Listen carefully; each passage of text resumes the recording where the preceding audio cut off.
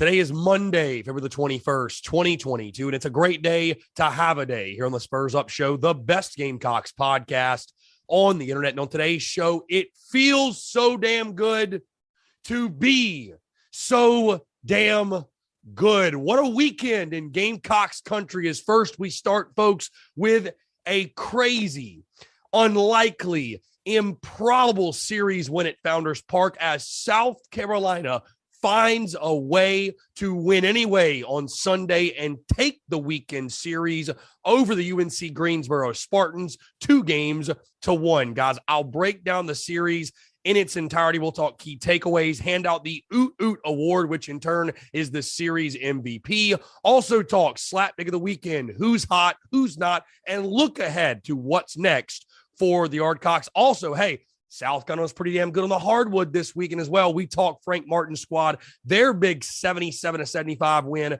over the Ole Miss Rebels, including my biggest takeaways, Shooters Shoot Award, what's next for Carolina Hoops. Also, how about Dawn Staley and the crew on Sunday afternoon, clinching the SEC crown as they take down the Tennessee Volunteers. Folks, got a packed show. Also, don't go anywhere because we got a great conversation and a great throwback interview with former Gamecocks catcher Robert Beary. Guys, a conversation I know that you are sure to enjoy. Folks, we have got a packed show for you here on this Monday. And of course, as always, guys, it's brought to you by the Spurs Up Show store. Guys, tsus.store for all of your Gamecock needs. Check out the best Gamecocks merchandise on the internet. Our latest drops, including t-shirts, hoodies, pullovers, tank tops, koozies, stickers, you name it, we got it. That's tsus.store, tsus.store. Again, guys, be sure to check us out and stay tuned for all our latest drops. Again, that's tsus.store,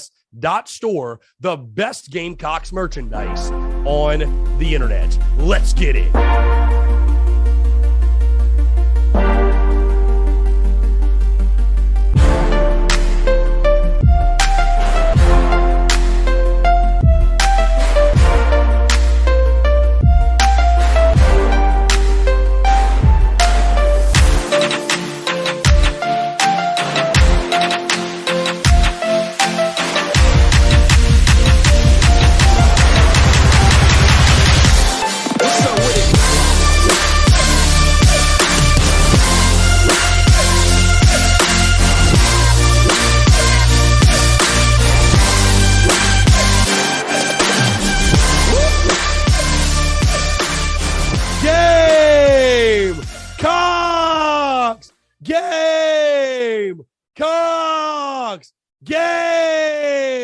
Gamecocks, let's freaking go! Have a weekend in the city of dreams. Happy Monday. Hope you're all doing well. I am Chris Phillips, your host of the Spurs Up Show. As always, folks, appreciate you all tuning in. And please excuse me for my voice or lack thereof. But when you have as much to crow about and yell about and be excited about as we do here on this Monday, well, sometimes those things do tend to happen. But man, what a Monday it is. You know, we've had some therapy Mondays. We've had some less than thrilling Mondays, if you will, talking Gamecocks athletics. But man, this is a victory Monday. This is a celebration Monday. And I feel like, folks, that is putting it lightly. Again, we have got a lot of victories to celebrate and a lot to discuss and a lot to get into with just what happened in the capital city over the weekend. Guys, again, before we do, a couple quick housekeeping items, a couple of quick reminders. The Tin Roof Show, of course, South Carolina basketball will play this Wednesday, a huge game, obviously, at the CLA, tip-off at 6:30. And normally, our Wednesday live show at Tin Roof is 6 to 8. I've talked to Corey and the guys over there at Tin Roof. We are actually going to move the show back to the 5 o'clock start time for this week, and I will go live until 6:30 or right before it, which at that point, yours truly will hike it over to CLA and catch the game. So again, guys, we're still going to be at Tin Roof. Would love to have you guys come out there pregame, and then we'll go over to CLA and watch the boys do their thing. But 5 to 6:30 this week, we will be live. $3 drafts, $3 rumple shots, $3 fireball. Always a great time, great food, great people. You already know the drill. So again, 5 to 6:30 this Wednesday. Also, guys, Very proud to announce our next watch party with our friends over at Carolina Ale House. We are throwing a watch party this upcoming Sunday for the women's basketball game at 2:00, the final women's basketball game of the season. They're on the road at Ole Miss. We will throw that at the Carolina Ale House Harbison location in Columbia, South Carolina. So again, let's watch Dawn Staley and the Gamecocks do their thing. Of course, guys, baseball does play that day at 1:30 as well. Yours truly will have the game streaming. We'll have it on. But again, we are throwing that watch party this Sunday at the Carolina Ale House location in Harbison in Columbia, South Carolina. And guys, we've also got a bunch of other exciting news, exciting updates. A lot of things happening behind the scenes in regards to the business and everything we're working on right now. Merchandise also. So again, guys, be sure to stay tuned for all of that. Also, guys, very excited to announce, as you all know, when basketball wins a game, we run a 15% off promo code for 24 hours using a certain promo code SHOOTERSHOOT. We are going to be doing that with baseball as well. And right now, guys, depending on when you're hearing the sound of my voice, if you go on to tsus.store right now, because of the Gamecocks winning the series over the weekend, use that promo code Yardcocks. You are going to get 15% off your entire purchase. So again, be sure to check out all of our baseball merch, all of our merchandise in general at tsus.store, promo code Yardcocks until midnight tonight, we'll say, for 15% off your entire purchase. So again, guys, a lot of exciting stuff. And that's where we are going to start, folks, is on the diamond, because I'm recording this nearly an hour or so, just under an hour after the Gamecocks have taken the Sunday game and beaten the UNC Greensboro Spartans 2-1 to win the opening series of the 2022 baseball season. And man, what a series win. One game does not define a series, obviously. And again, guys, I'm going to get into everything in regards to the Friday and Saturday games and the weekend as a whole. But speaking on what we just saw and what just happened at Founders Park, I said this about basketball about a week and a half or so ago, and I'll say it certainly about this game that happened yesterday. There are many games that you look at a stat sheet and you look at numbers and you look at analytics, right? Baseball has become very analytical. And those are the things that can sort of tell you the story and explain victory or defeat. But guys, in a game like yesterday, on Sunday, where all of the odds are stacked against you and you put yourself in a terrible position, being down 7-1, going to the ninth inning, basically no chance, no life. The stadium being dead, everyone giving up, most people departing because they felt there was no shot. When you defy the odds and you fight and you scratch and you claw and you take on the win anyway mentality and the win anyway approach, and you have the performances and the moments like you had from your veteran leader, Andrew Eister, like an up-and-coming star in true freshman Michael Braswell, from those guys that came out of the bullpen and did their thing, from a guy that many have forgotten about his contribution yesterday, but a guy like Connor Sino getting things going with a home run. Guys, numbers don't do justice. Numbers do not tell the full story. A game like that, how can you not be romantic about the game of baseball? It had the vibes of Mississippi State last year, Clemson last year. Think of any other walk-off you can think of, but one of the most unbelievable, improbable, wild outcomes I've ever seen at Founders Park. Again, you stick around that long, it's baseball, anything can happen, but realistically, you think to yourself, it's a 6-run deficit, right? You haven't shown life at the plate all day. You haven't been able to, I talked about on the Saturday game after you lost that game 5-4, which very similar, by the way. You were very close on Saturday to doing the same exact thing. Having guys on, and, you lost that game 5-4, but you had the resurgence in the ninth inning and you just couldn't get the big knock, guys. You went from late in the game on Friday up until Andrew Eister's grand slam without an extra base hit. But you know what? This, folks, this shows you right here the game of baseball. There's nothing like it. It's the most beautiful, greatest game in the world. And there's a reason you don't hit the panic button. And there's a reason you don't overreact. And there's a reason that you take it pitch by pitch, at bat by at bat, inning by inning, and game by game. Because in the game of baseball, things can change so quickly. In just a matter of a couple of pitches, you can go down 6 runs to a tie ball game, to extra innings, to walking it off. And all of a sudden, where we thought maybe, just maybe, we'd be sitting here talking about the Yardcocks losing 2 of 3 in a really tough start to their season, and fans being down and out, fire Kingston, this, that, whatever. Instead, the narrative is completely different.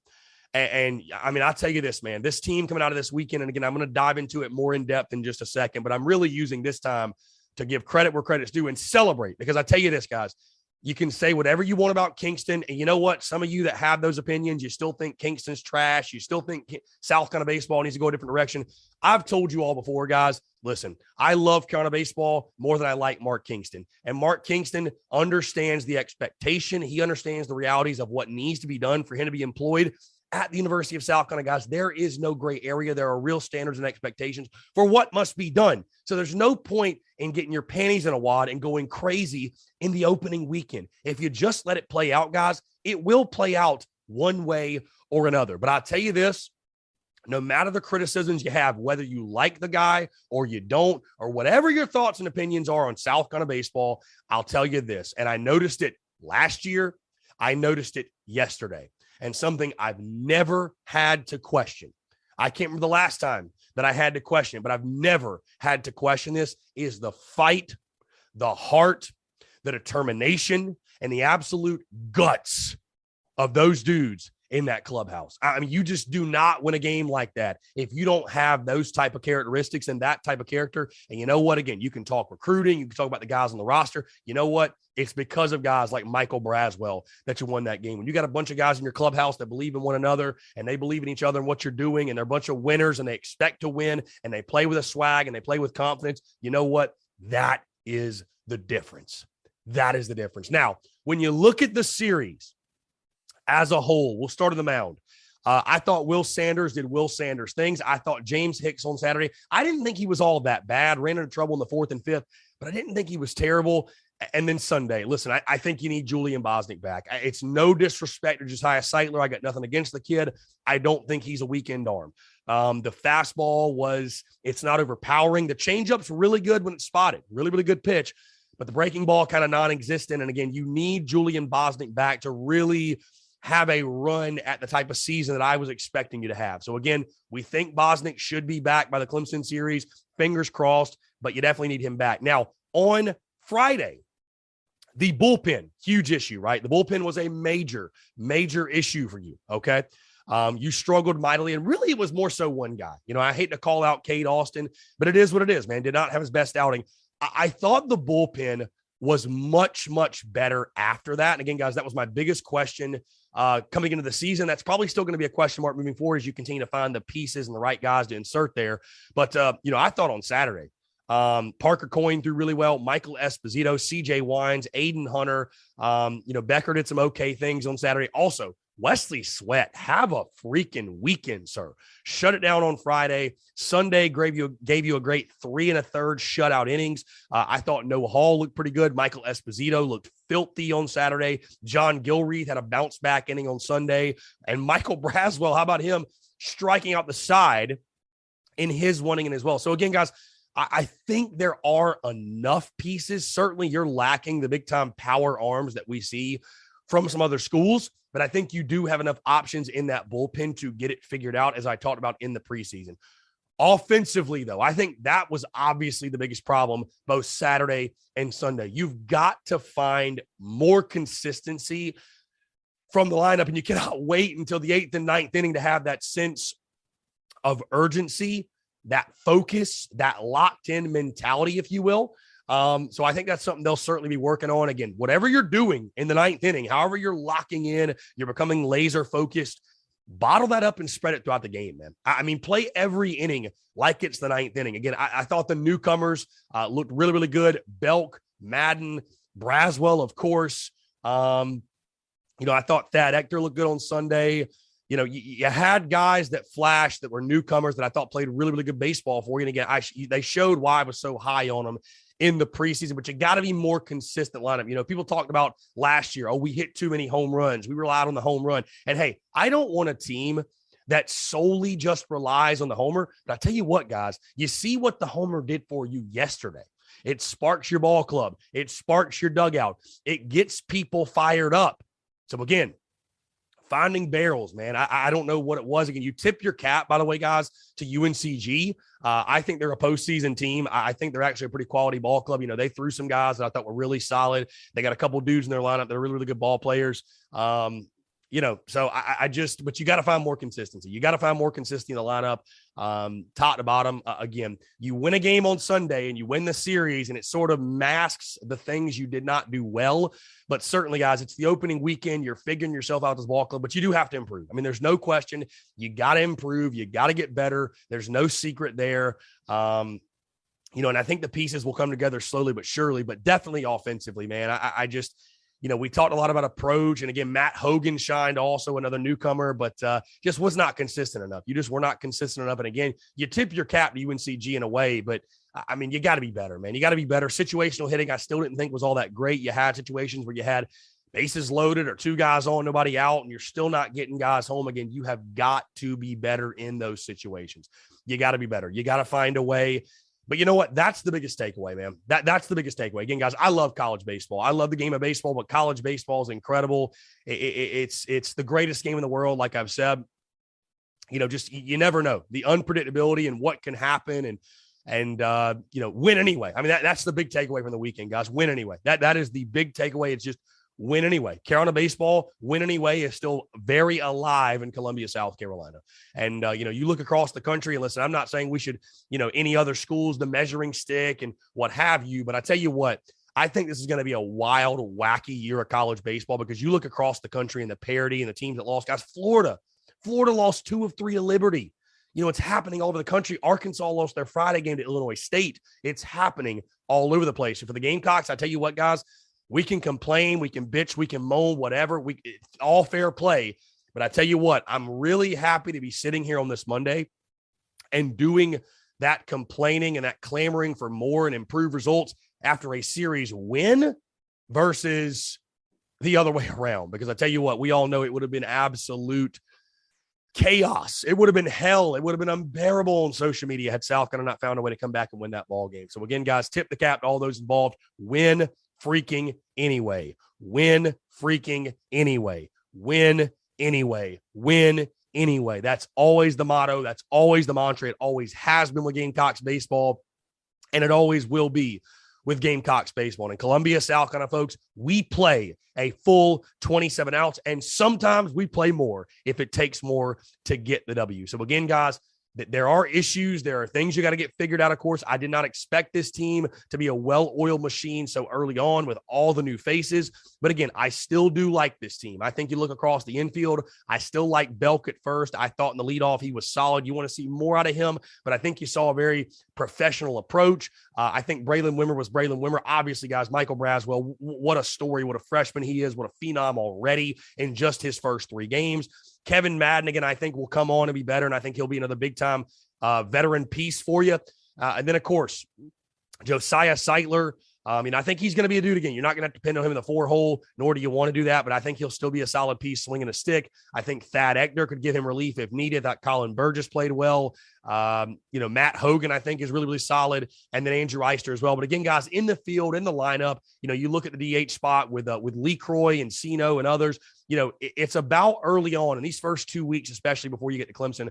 It's really about just finding your best 9. Let's find the best 9. There's some guys, they're known commodities. We know what we're going to get out of them, but you got to find your best 9. You got to find your best 9 hitters, your most consistent dudes, the guys you can roll out there day after day after day, and they're consistent. And you know what you're going to get out of them, bottom line. So, either way, while you're doing that, you're a bit of a work in progress right now. And then, like I said, on the bump, Will Sanders is going to be Will Sanders. You got to get Julian Bosnick back. I think James Hicks is going to be a very viable piece for you in that Sunday role, but you got to get Julian Bosnick back. And then in the bullpen, you got to continue to find dudes to step up, man. I think Esposito showed he's going to be one of your top bullpen arms. I think Wesley Sweat earned more big innings.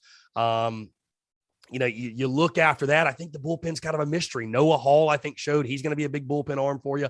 I think Michael Braswell needs more in these guys. I really believe he could be a closer type dude for you, just a big time relief type dude for you. Can John Gilreath pitch well? Can he continue to do so? What does Aiden Hunter give you? Which of these guys are weekend guys? Which of these guys are midweek guys? That's what you've got to find out as we continue to roll early on in this season. But again, guys, win anyway. And the bottom line is this. And as I told you after South Carolina lost that Saturday game, you win every series you play in, you take 2 or 3, guess what? It's successful. It's successful.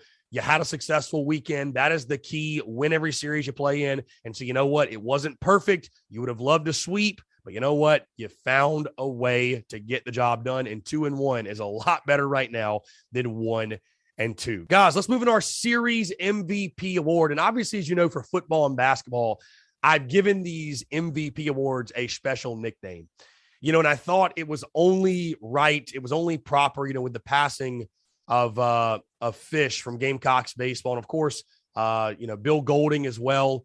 I thought it was only right. He was honors, of course, on Saturday, and we're probably going to be doing something very soon behind the scenes to honor him as well. And I thought it was only proper to make this one special as well. So, of course, we've made the merchandise before, and we've all heard the rallying cry at Founders Park. And I thought, you know what a way to sort of tip the cap, nod the cap, if you will, to those guys.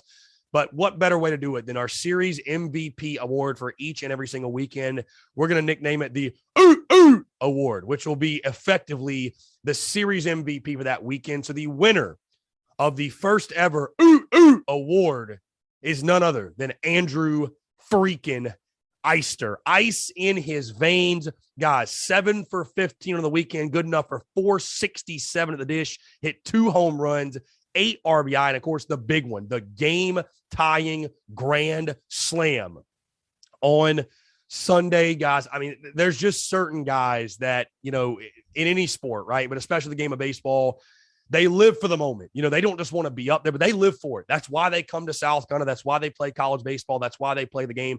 They love the moment. They embrace the moment. They're able to slow down their heart rate and not get carried away and stay within themselves and just do their thing and just come up clutch when it matters most. And guys, Andrew Eister is the definition of clutch. That grand slam, you've probably seen the video at this point. I was lucky enough to capture it on video. I mean, just stuff of legends, man. Just stuff of legends. And I talked a lot going in the season. Put some damn respect on Andrew Eister's name. You know what, guys? And I'm talking to D1 baseball. I'm talking to Baseball America. I'm talking to collegiate baseball. I'm talking to 11.7. I'm talking to at SEC baseball. I'm talking to everybody. He may not have the flashiest game. It may not be the sexiest thing to watch. But I tell you what, Andrew Eister, if you're sitting here and you're going to tell me he's not one of the best outfielders in the SEC, he's not one of the best baseball players in the SEC, you're telling me he doesn't deserve to be on an all-conference team, you are absolutely insane. You are kidding yourself, and you don't know the game of baseball. Flat out bottom line. Again, congratulations, Andrew Eister, the award recipient. Again, one more time for you. 7 for 15, hitting 467, 2 bombs, 8 ribbies, and a game-tying grand slam with the game on the line yesterday at Founders Park. Guys, incredible. Congratulations, Mr. Eister, on a well-deserved recognition. Guys, let's move to the slap dick of the weekend. Our first slap dick of the weekend award. And listen, I guess I sort of feel for him for a way because, or in a way I should say, because there are certain limitations that I was made aware of why it was not a possibility and why the quality was such dog shit.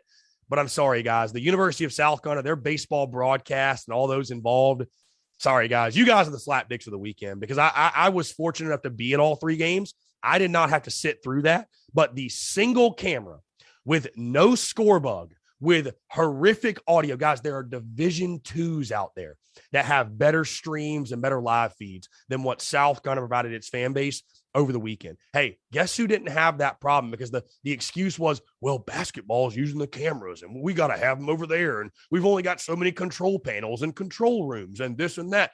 You know who didn't have that problem? Every other SEC school and Clemson. So your excuses fall on deaf ears. I'm sorry. There's just no excuse in the book that justifies what fans had to sit through and watch. And for a baseball program like the University of South Carolina, the 3rd most wins across college baseball since 2000, we got to get better, man. We got to get better. It's disgraceful. It's ridiculous. It's embarrassing. And to act like that an SEC school doesn't have the money to spend to improve it and to give its fan base a product it deserves, shame on you, all those involved. Shame on you, all those involved with the baseball broadcast. And you're going to keep doing it. You're going to keep being slapdicks tomorrow, this weekend, up until, I guess, the Clemson weekend or whatever, when basketball season's over. But it's a terrible excuse, man. It's a horrific, ridiculous, horrendous excuse. And be better. Be better. Don't just do better, but be better. So, again, the slapdicks of the weekend, the University of South Carolina baseball broadcast. Those who had to sit through that, I truly do apologize. Let's move, guys, and who's hot and who's not. Who's hot? You got to start, guys, with the youngster, Michael Braswell. What a weekend. I mean, a weekend out of a dream for a true freshman. 4 for 9, hitting .444, 1 home run, 4 ribbies. Obviously, the walk-off in yesterday's game, but also on the bump, 1 inning and struck out the side. Guys, this dude, I talked about him all preseason.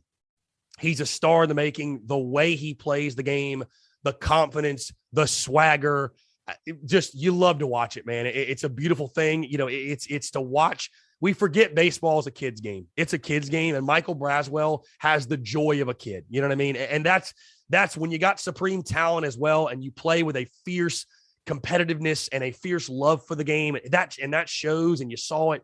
You're going to have success, man. Now, again, I think he's obviously going to learn as he goes through his career to control his emotions and channel those. But I tell you what, man, I'd rather have to tell a guy, you know, back up, hold up than to giddy up. You know what I mean? I'd rather have to calm a guy down than have to fire him up, because you cannot teach that love for the game. You cannot teach what Michael Braswell has inside, man. There's some dudes that love what baseball can do for them.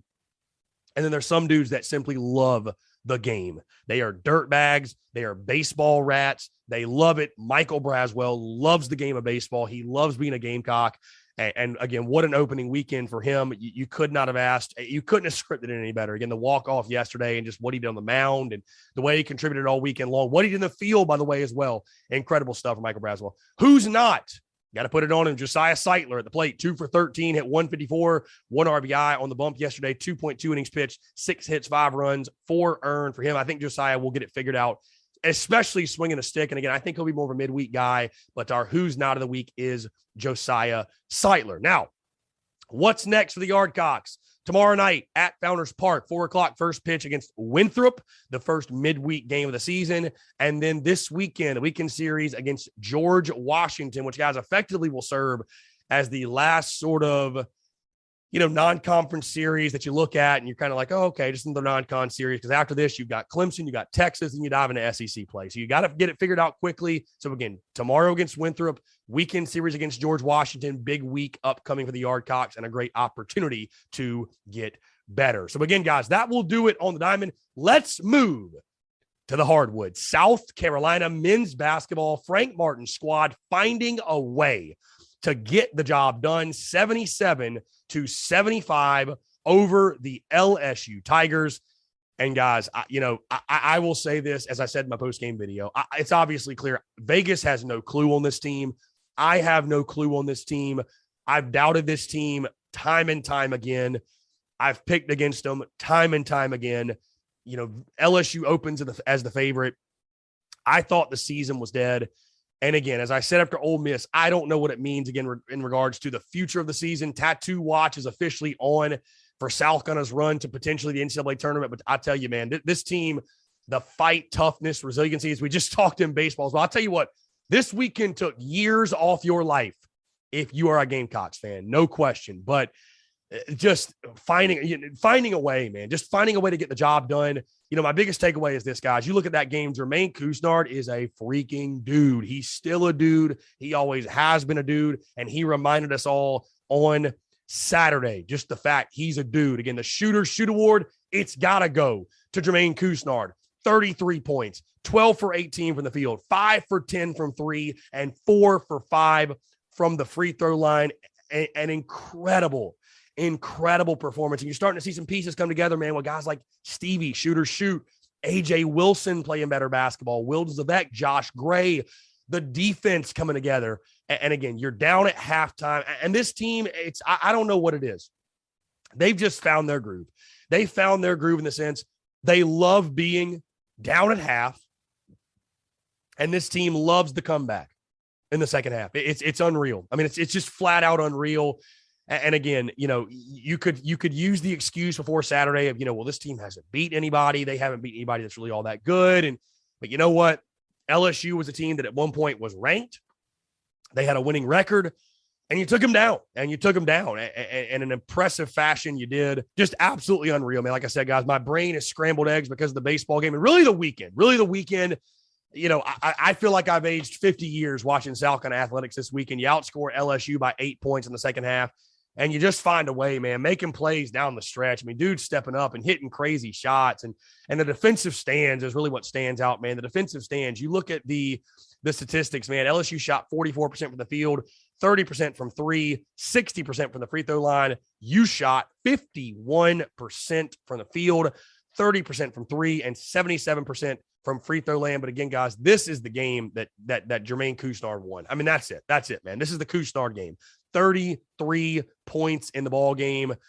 Just stuff of legends. And, what's beautiful about the game of college basketball, guys, is this. What's beautiful about college basketball is this. In college basketball, it doesn't matter about people like myself making predictions and projections. It doesn't matter about Vegas and spreads and all that. When you get hot, anything can happen. Anything can happen. And what's so great to see is it appears the Gamecocks are playing their best basketball at the right time. They're coming together. They're confident. They're excited. They feel like they can't lose. They feel like it's going to go their way late in the ball game. And I tell you what, you can ride that a long way. So we'll see if it continues. Of course, what's next for South Carolina? Wednesday, February the 23rd against Mississippi State this Wednesday, 6:30 tip-off at the CLA. A huge game. And again, guys, of course, they're all big. People asking, what do you got to do to get the NCAA tournament? You got to keep winning. You got to keep winning, bottom line. And I'll tell you this, guys, in closing, the last thing on Frank Martin. Many of you asking me questions on Frank Martin.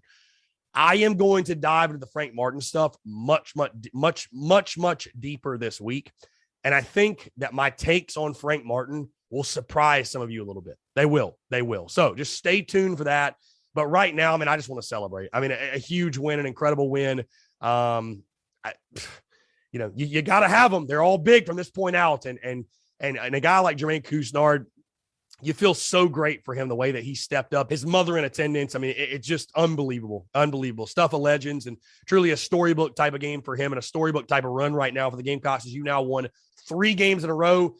And who knew you've gotten back to 500 in SEC play. We'll see if they can keep that up. Guys, really quickly, women's basketball, shout out to Dawn Staley. That crew, the Dynasty, lives on as South Carolina takes care of business, 67-53, taking out the Tennessee Volunteers to clinch at minimum a share of the SEC crown and to clinch the number 1 seed in the SEC tournament. Also, Aaliyah Boston, yet another double-double.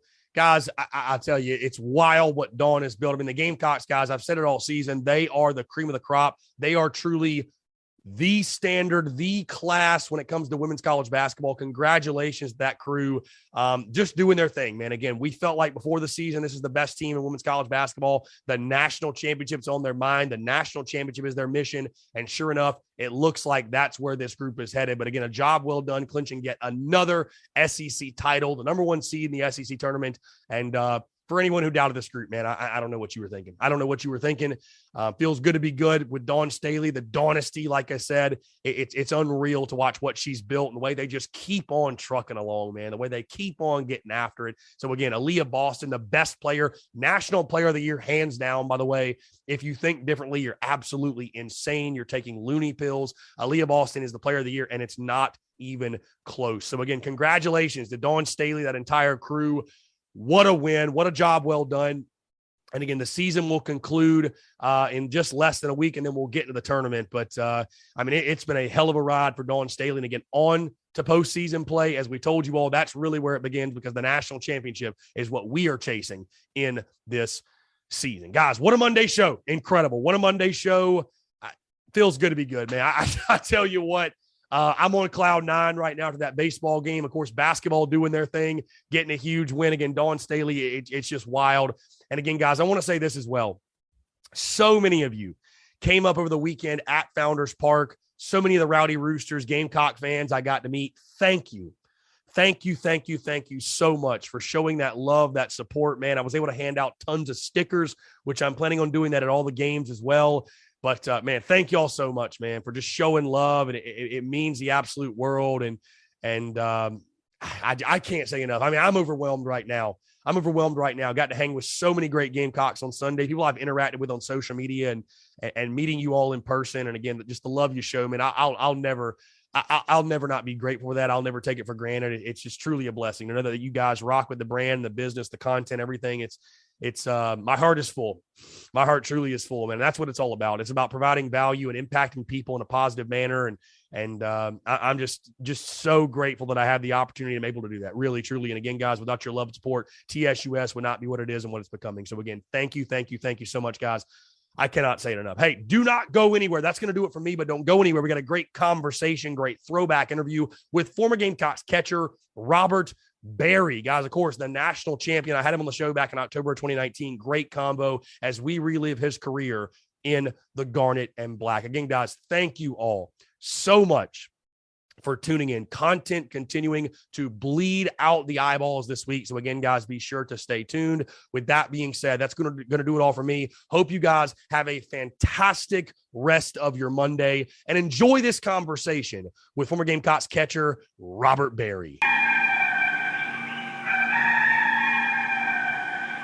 All right, joining us today on the Spurs Up Show is a man that played for Gamecocks baseball from 2010 to 2011. He's a two-time national champion with the Gamecocks. Over his career, hit .285 career average, 4 home runs, 49 RBIs. He was also the 2011 NCAA Columbia Regional MVP and made the all-tournament team where he finished with 5 hits, a double, a triple, and a grand slam, including 5 RBIs in 3 games for South Carolina. He currently works for the police department back in his hometown. I'm pleased to welcome to the show former Gamecocks catcher Robert Beary. Robert, appreciate you taking the time, man. It's a pleasure to have you on. Well, I'm glad to be here. I appreciate the opportunity to get on here and reach out to my Carolina family back in South Carolina. Absolutely. So let's start from the beginning for you, Robert, because like we were talking off air, you're a guy that went the junior college route. Obviously, a lot of guys do that. A highly regarded prospect out of the state of Florida. Talk about just, you went to Pensacola Junior College. Why the JUCO route for you? Was it, what were the offers like for you out of high school, and what made you want to go the JUCO route? Well, I was a multi-sport athlete in high school, played football, soccer, and baseball. And I didn't, like growing up this day and age, you see a lot of these kids, most of them don't even play, actual little league, and it's all AAU and travel ball and, playing on the every weekend during the summer and going to showcases and things like that. But when I was in high school, it was big, but it wasn't as prevalent as now when it comes to recruiting. So like during the summer, I was in football mode. I was getting ready for the fall, and we were in the gym under the stadium at, 100-degree heat and humidity in Florida. So you can only guess what that was like, with about, 80 bodies in one place. So I just didn't play a lot of travel ball. So coming out of, playing high school baseball in the spring, you would have some scouts there that were, playing there to, maybe watch a pitcher or something from the other team. Or so, I had some scouts there, but I just didn't play enough travel ball to really have my name out there for the recruiting. I was supposed to go to University of West Florida, and things worked out for a reason. Didn't do very well on the SAT, didn't get into the school, but the coach from West Florida let Pensacola know, hey, we got this guy, we want to keep him close, maybe give him a couple years, then try to bring him back. Well, I ended up, just doing a one-on-one showcase for the coach there, and they needed a second baseman. They had one scholarship for me, and he liked what he saw, my frame, and he goes, all right, you're in. So left for Pensacola. Didn't do well in the fall. I remember that. Just didn't really get a feel for the whole college life, and didn't do well. Just didn't hit, my best. And came to the spring. Actually started off at Indian River in South Florida, closer towards, I think it's closer towards Hollywood, Florida and stuff. Had a really great start to my college career that first week. Hit a home run.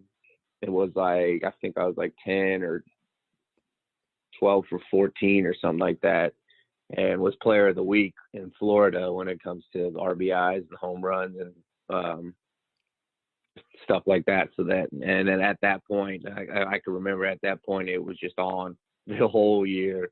I think, it's just one of those years you just have so much luck and everything going your way. And, I felt like you probably could have thrown a BB at me at 80 miles an hour. I could have hit it. Yeah, I was going to say, you set the single season school record with 16 homers, 76 RBIs, and you hit 426. So I'd say you turned it around pretty well that first year.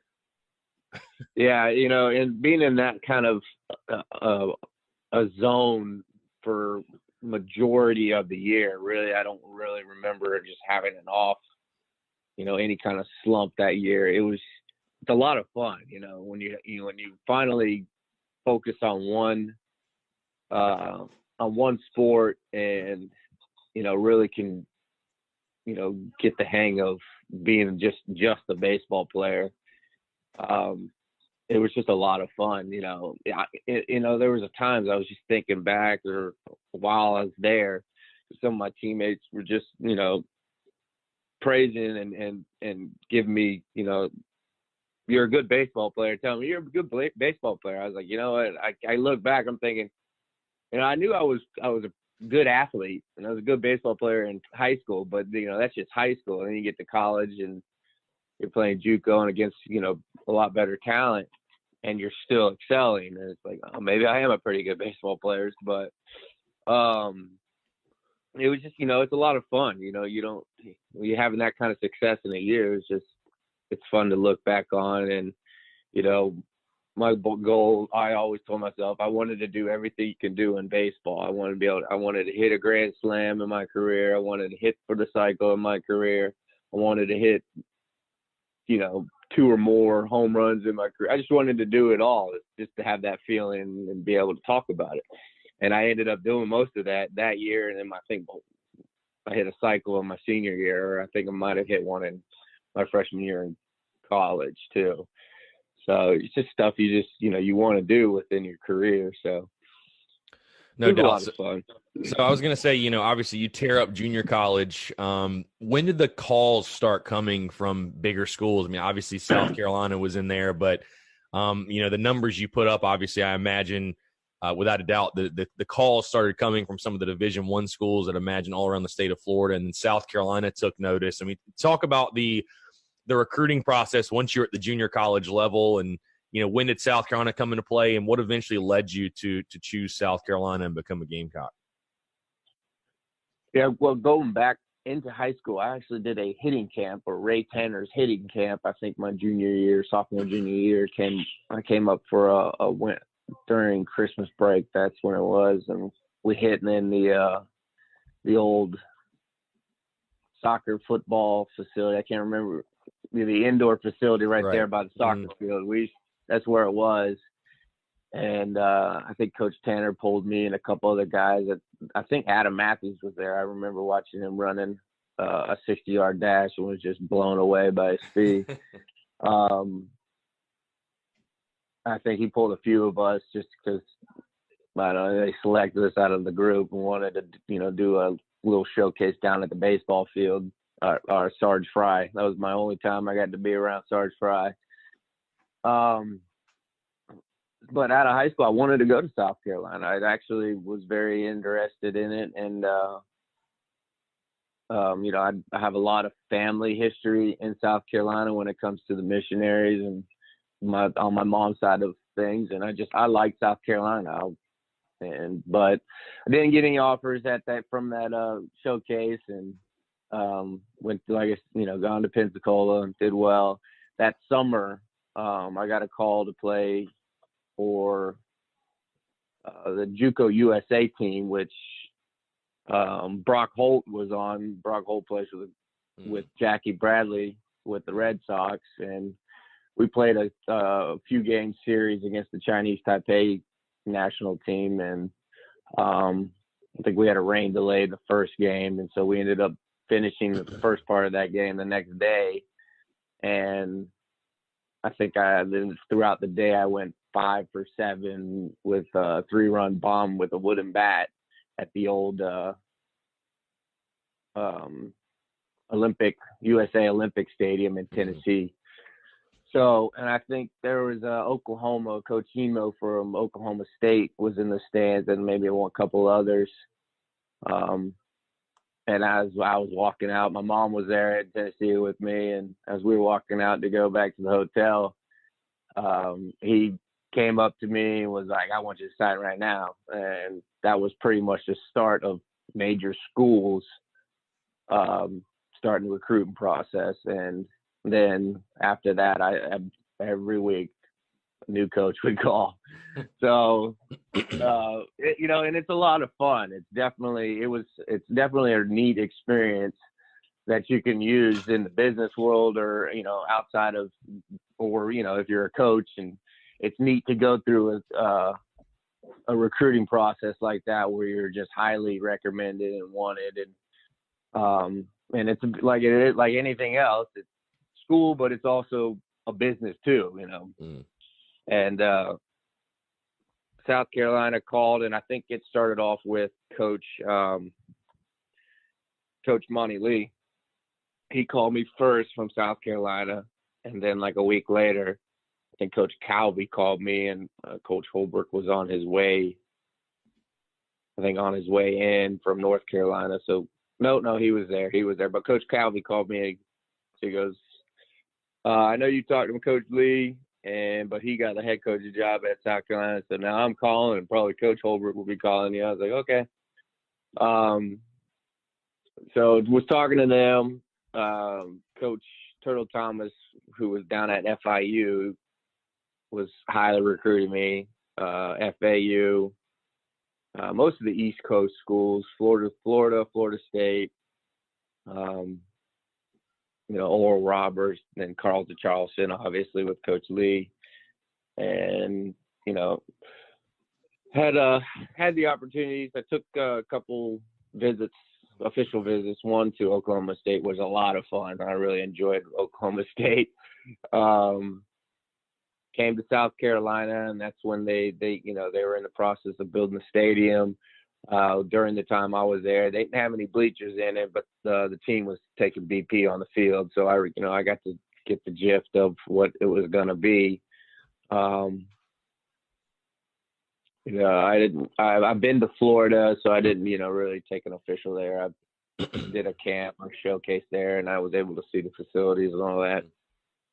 And it just, I like Florida. I grew up being a Gator fan, and I would have liked to play there. But I noticed they just didn't have the atmosphere that South Carolina had, and and hearing all the stories and stuff like that. And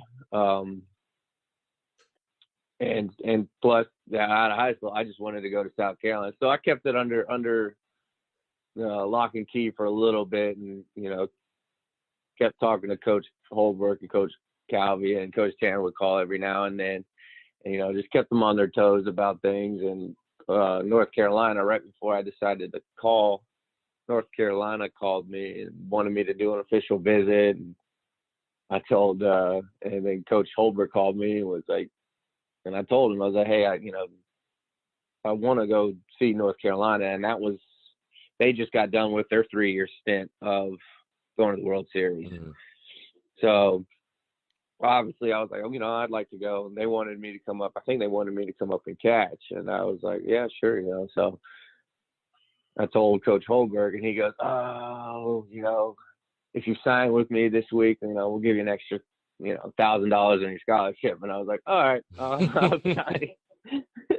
That'll do it. So, I played a little hardball and, got a little extra money for school, and it worked out. I would say, I think any of the JUCO guys that came in with me made the right choice when they picked the school. So me, Morales, and a couple others. So I think they, we look back and we kept saying when we see each other out and about in Columbia, we're just like, for a while we're like, wow, our scrubby looking selves won 2 national titles. It's like Morales said it the best. He goes, we won one, and then we just did it again. It was no fluke. So.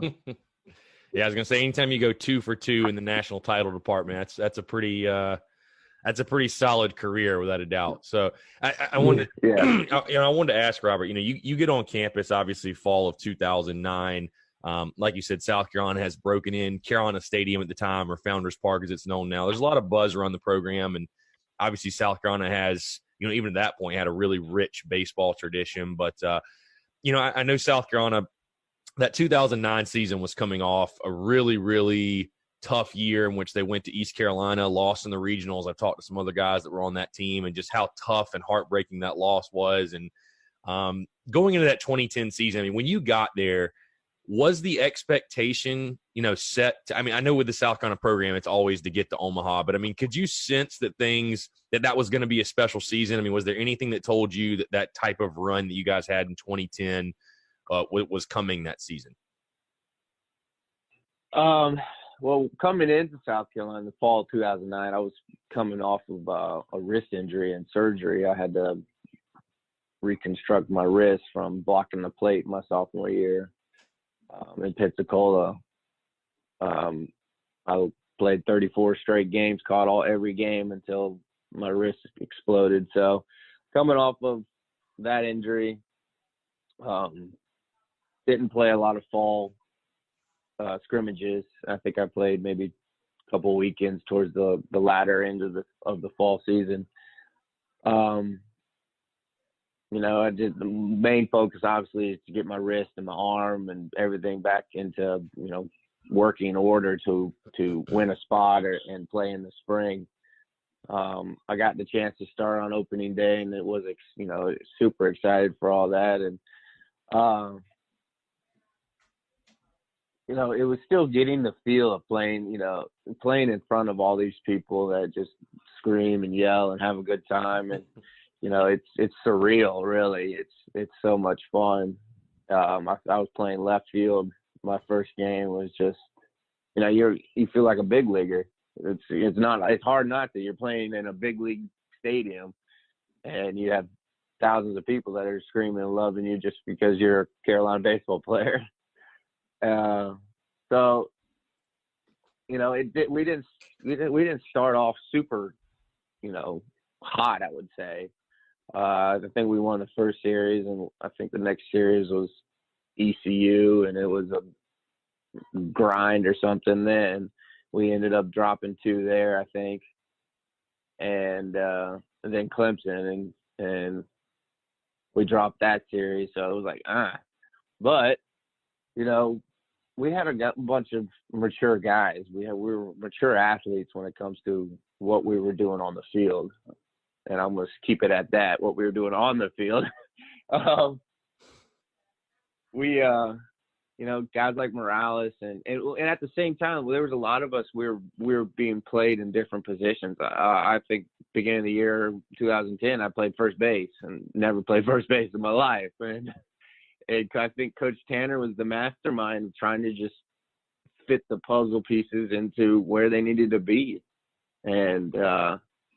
And then once it was kind of set and people knew, every day what they were going to do, because for a lot of, especially for like me, like being a, multi-position athlete, I was, I got a little frustrated just because I didn't know if I was going to play, I didn't know where I was going to play, but so mentally, and if I was going to be in the infield, I have to go through bunt stuff, bunt plays and situations in my head. So, I'm in the right place at the right time and, don't harm my team or anything.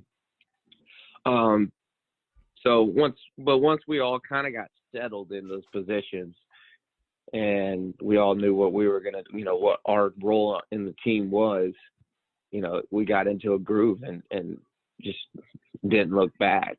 I think we won every single midweek game, which, those are huge when it comes to the RPI numbers, and we grinded it out in the SEC conference, and, I wouldn't say we showcased our talent down in Hoover, but we never do, so we never did. But we it's all about just the players. We had such a unique team when it comes to the personality in everyone, but the one personality the team has is we weren't going to quit, and we were going to grind even if we didn't score a run to the 8th or 9th inning, and we were going to hold you at bay because our defense, we had so much trust in everybody on the field.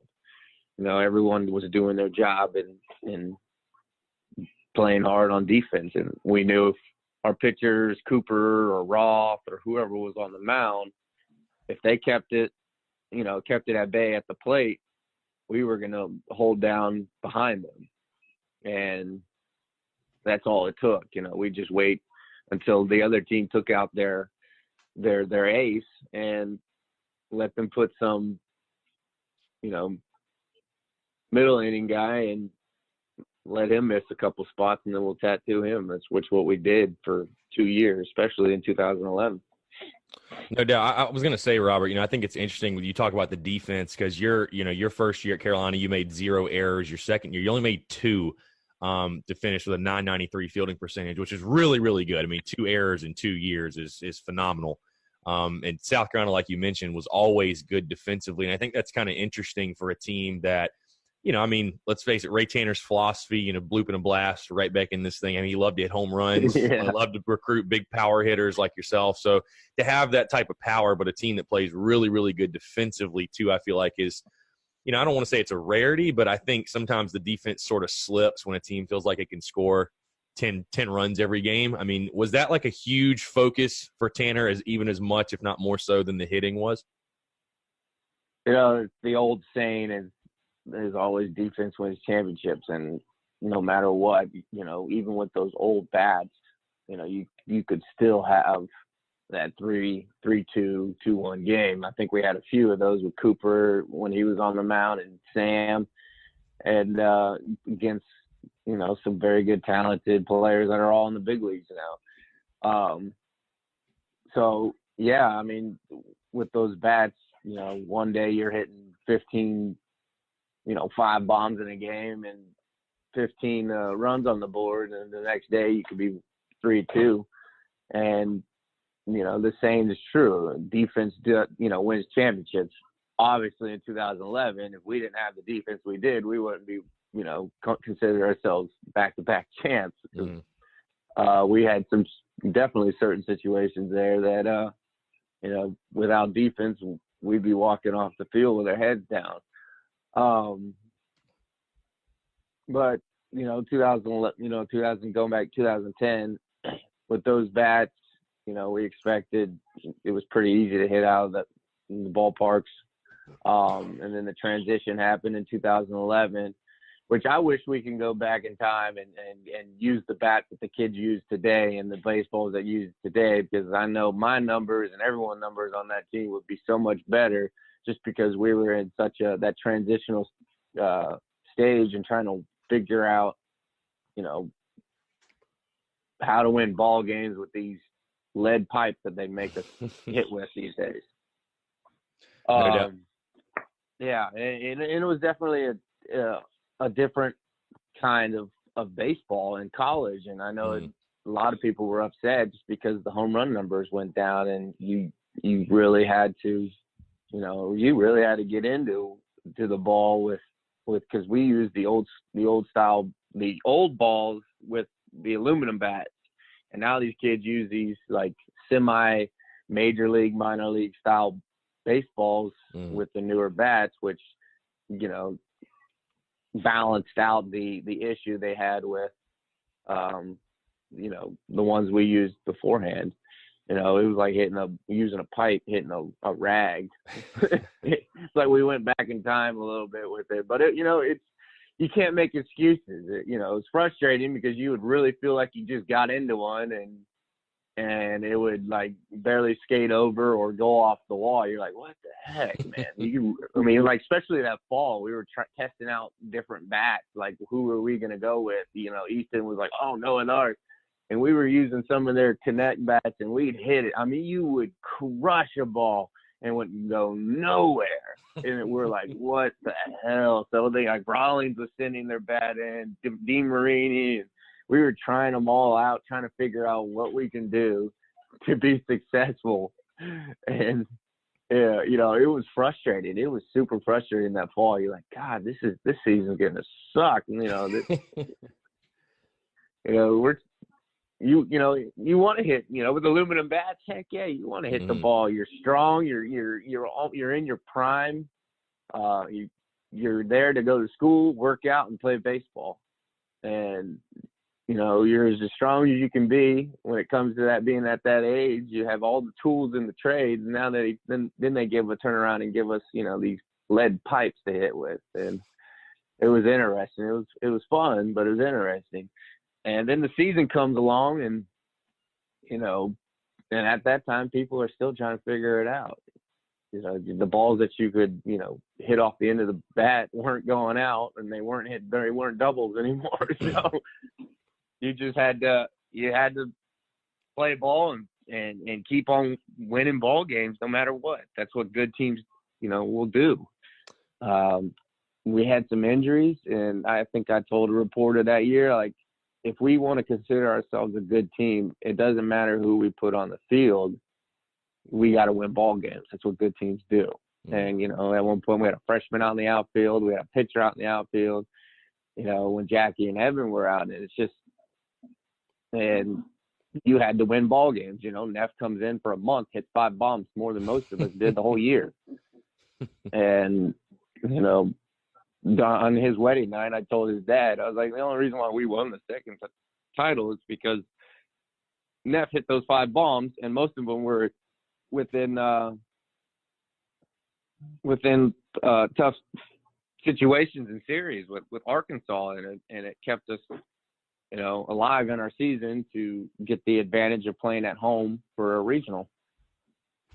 Yeah, I was going to say, Robert, I think I remember, I don't know if it was 2011 or 12, but it was one of those years you're talking about the bats. I think it was Texas that made it to Omaha, and I think they hit like 7 home runs the entire year as a team. They had like a 1.2 ERA or something. It was crazy. So, I mean, the bat change was nuts. But, kind of going back, 2010 team that won the College World Series. And I know you said you jumped, you came in as a catcher, but you bounced around, obviously. I mean, Tanner wanting to get the 9 best bats in the lineup.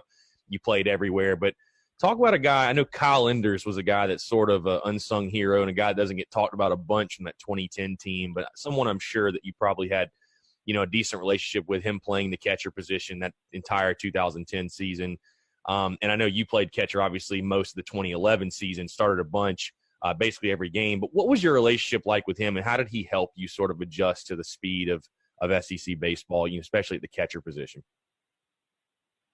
One thing, Kyle his story is unique. He was there I think he was there with Carolina his entire 4 or 5 years. I think he gray shirted, red shirted 1 year. And, really his senior year, I'd give kudos to Coach Tanner to sticking behind Enders and giving him the opportunity because, obviously Justin Dallas was there in 2009 and, he was a big leaguer or got drafted high up in 6th round as a catcher. So giving Enders the opportunity to, play and showcase his talent. He's a mature guy. He's like a Jay Brown. Jay Brown was like, I hope he's not listening, but he's like the grandfather of the team. He was the dad of the team. And he's just a guy you can count on. That's the thing, accountability in a team sport is huge. When nobody's looking and you're doing the right thing, you're doing it for the team, not just for yourself.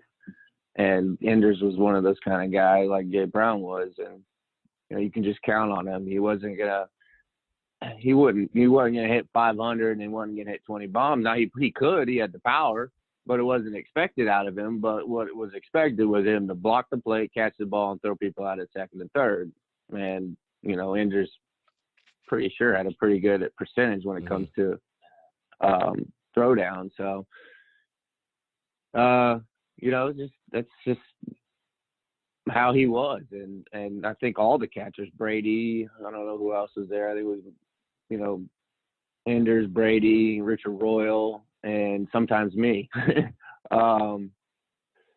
But, in that position, I always tell kids that want to be catcher, being a catcher is a personality position. You can have, you got to have some grit to you, and you got to be tough. You can't be, you kind of got to be the bulldog on the field, because you got to protect your teammates if someone decides to charge them out and stuff like that. And you got to block the plate if someone's trying to get home plate. There's gonna be contact. You're gonna get hurt. You're gonna get bruised, but you just got to shake it off and keep playing, because everybody on the field is watching you the entire game. So anytime you do something stupid, everybody sees it. So even your own players. So it's just one of those things. When I finally got the opportunity to, get behind the plate, I felt at home. I knew, I was going to play any position I could just to be on the field. But my favorite position was catcher. I felt more at home, because I'm pretty sure when I started full-time catching, I think my numbers went up a little bit. I was a little more relaxed, and I was in my element, kind of a thing. No doubt. I was going to ask, as far as your numbers were really good your first year, Tim, you hit 276 that first year, 289 that second year. Was there a welcome to the SEC type of moment for you? Because like you said, I know you get in the big ballpark. I mean, Founders Park, these huge crowds, and then you start facing these electric arms on Friday nights in the SEC. Was there sort of a welcome to the SEC moment for you, where you were like, this is a different animal, or would you say you adjusted pretty seamlessly and it wasn't too much of an adjustment? I think, I did pretty well in the adjustment. You take the outside distraction, I would say distractions, and, the field and all the hype and all that, as an athlete, you kind of just, you hone that in, and you trust the skills and the time that you spent on the field for the years that you've been playing this sport. You trust all that, and you play baseball. In the end, it's still a baseball game. And one thing about our team was we didn't care who you put on the mound. If it was Sonny Gray, if it was, I can't remember the guy from Auburn, lefty, had a hook. Can't remember his name, but it was like a guy like Matt Barnes. Anyone that these guys were highly recruited. They were, fixing them sign for millions of dollars, within the next year, and there was a lot of hype on that. I think our team, especially in 2011, but our team loved that stuff. All right, go ahead. Like Garrett Cole. They've spent years now. They got Trevor Bauer and all those guys. They're all in the big leagues, making ton of money doing the same thing they were doing back then. And we like that stuff. We're like, go ahead, put your money babies on the mound and see what happens, because 95 mile an hour flat fastball is as good as anything else. So if you're seeing it, it's coming in like a beach ball at about 60 miles an hour. So we loved it. We love to prove to people that we might not be the tallest and prettiest looking team on the field, and we might not have all those flashy home run numbers, but we'll hit it back right, or we'll hit it right back at your throat if we have to. So, but with the SEC, I think maybe with Sonny Gray, he's a guy, he's kind of built like I was, 5'10", stocky, but threw the crap out of the ball. I think I had one moment. I got the bunt sign, and Sonny kept throwing me a slider that I swore was breaking about 12 feet, and I just couldn't do it. I'd show a bunt, he'd throw a slider, show a bunt, he'd throw a slider, and I think I ended up striking out, and I was like, oh, well, welcome to the SEC. I think that was probably my SEC moment. So, but overall, I think I was 5 for 3 off that guy.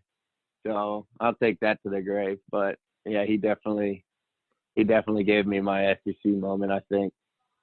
For sure. So, you talked about, I thought it was interesting, Robert, you talked about kind of the atmosphere at Founders Park, and, I don't think there's any atmosphere that tops South Carolina Clemson. I mean, the best rivalry in college baseball. And then you guys, obviously you lost that series in 2010, but we're fortunate enough to play them again in Omaha, get the 2 wins over them, and then you play them again in 2011. I believe you guys won that series. But just talk about your experience in the South Carolina Clemson rivalry. Again, it's regarded by most, I would say, as the best rivalry in college baseball. I mean, very, very heated, both teams with rich traditions, and it's always a very intense series. I mean, talk about your experience in that rivalry.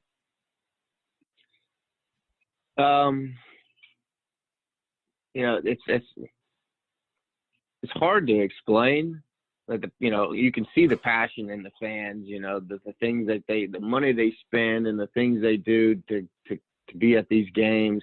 And then you get into a team or a school that's in your state, obviously you're going to, and I didn't it was a little bit different for me because I didn't grow up, going to South Carolina baseball games or football games in the Clemson, and didn't really understand it. But I think when I'm trying to think where we played the first game. I think it was at home maybe until 2010. Mm-hmm. Then we went to, and just seeing the stadium packed to the T, it's a different beast for sure. It's hard.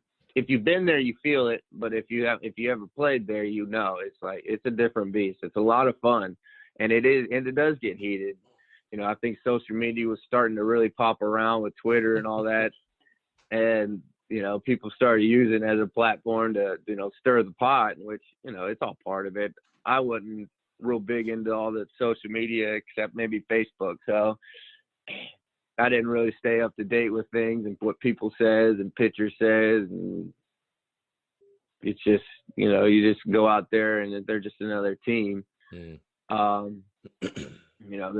talented team at that. So I think 2010 was rough, but overall it doesn't matter what happens in the beginning of the season. It's whoever's last, and we ended up winning that series throughout the year, 5 out of 3. So I'll take that. Mm-hmm. I think second year was I don't even remember what it was. Did we win the second series? I think so. Yeah, I want to say that was the either that year or 12 was the heated bat thing with Jackie. No, that was our year. I remember that. Yeah. That the heated, because we had Christian on the show back in the spring, and we obviously talked about the heated bat thing because that was a huge issue. I know Tanner and those guys. You guys took serious exception to that, which you should have, because it was an absurd claim. Oh yeah, to leg it, but. You got someone like Leggett. He's very intense. The guy ran with the base. He's an older guy, ran with the baseball team, did more pull-ups and push-ups than the entire baseball team. And he's just one of those. Probably outside the sport, he's probably a really interesting guy. I've never really spoke to him other than shaking his hand after the game. So yeah, he had his. He had his intense moments, and it was a cold series. I remember that, earlier in the season, it was cold, and we all. I think it says it on the bat itself. Optimum performance is at 70 degrees and above. So, we took science to the game. We're like, all right, well, they got these heaters, but we can use it dual purpose. So we put the heater close to the bat, the bat box, not in the box, or around the bat box, where some of us that were not playing would stand by the heater to stay warm so we don't pull hamstrings or any kind of muscles. And in the meantime, we were there to help us out because these bats were, like I said, they were lead pipes. And now, then you add the cold, now the ball ain't going nowhere. And, I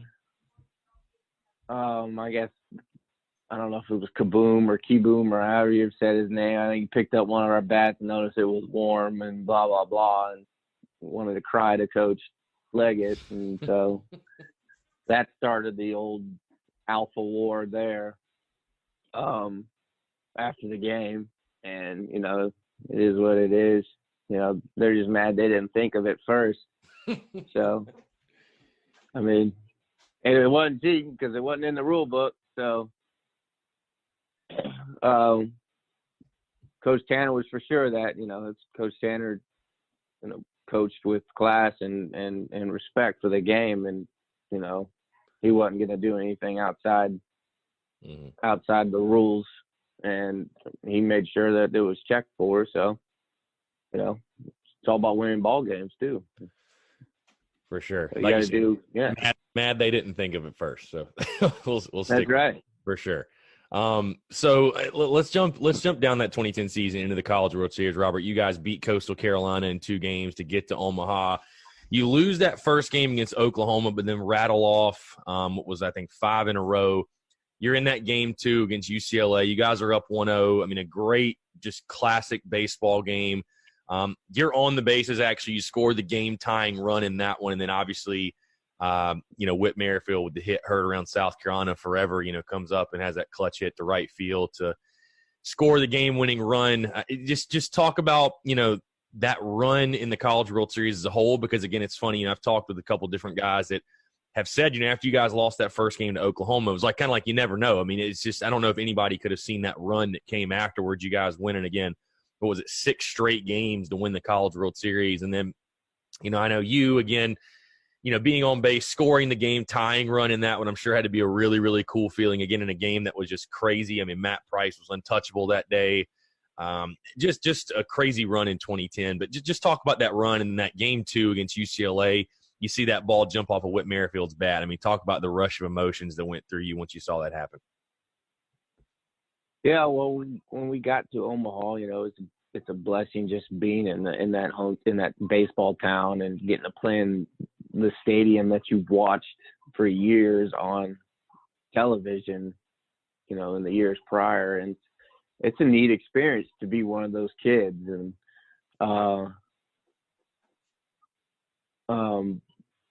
but, you know, with that first game we dropped with Oklahoma, you know, the 6-hour rain delay, and you kind of make a joke of it, but it takes a toll on you.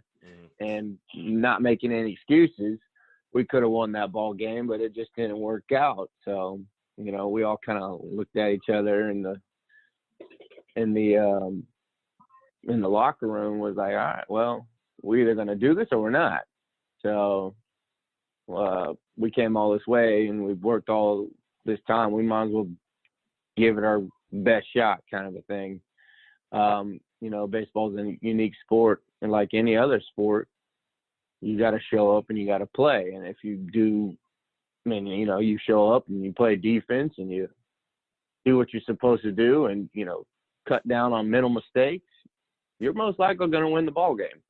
And I can't remember who we played next. Who did we play after Oklahoma? Arizona State. You guys smashed them. Oh yeah. That was and they were the number one overall seed, and you guys smashed them. Yeah, that's right. And I remember now. It's been a while since I watched a little YouTube video of all that, and some of the stuff I forgot I was even part of. But